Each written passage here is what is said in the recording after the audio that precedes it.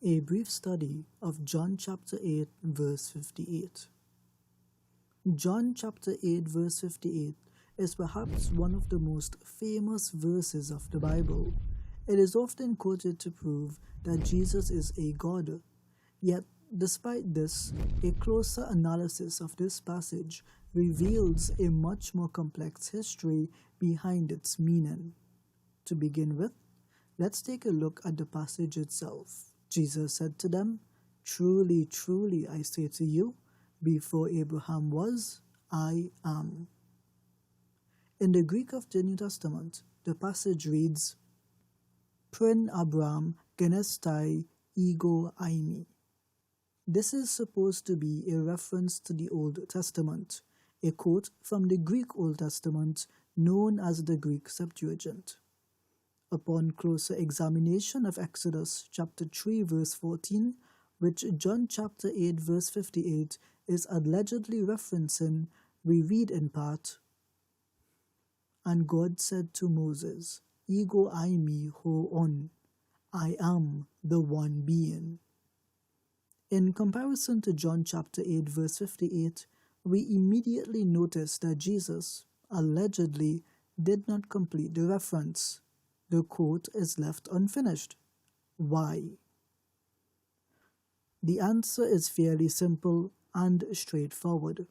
Looking more closely at John chapter 8 verse 58, Jesus is merely claiming to have existed in some way before Abraham. The question therefore becomes, what does it mean to exist before Abraham? Ephesians chapter 1 verse 4 helps us understand how we all existed before the earthly Abraham. The verse reads, "Just as he, God, chose us in him, God, before the foundation of the world, for us to be holy and blameless before him, God." Therefore, John chapter 8 verse 58 is not a claim of divinity, but a claim of confirming that the will of God is upon the Messiah and those who follow the Messiah, and that this same will of approval was also upon Abraham, while in rejection of those who rejected them both. A closer examination of Exodus chapter 3 verse 14 from the Greek Septuagint further solidifies this understanding. The verse in its entirety reads, "And God said to Moses, I am the one being. And he said, Thus you shall say to the sons of Israel, the one being has sent me to you." Jesus in the New Testament, specifically in the Gospel of John, fulfills this passage. Jesus does not say he sent himself, but rather God sent him to the people of Israel. We read, in John's Gospel, Jesus uses the Greek verb pempine to refer to the Father who sent me, no fewer than 24 times. In another 17 passages, however, some form of the verb apostoline is used to focus instead on Jesus as the one who is sent. This verb invests Jesus' acts with the full authority of the Father because he seems to do only what the Father wills.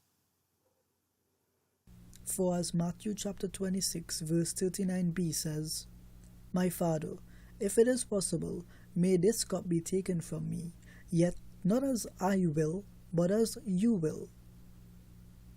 Why then did the Pharisees of his day try to stone him to death for his statement?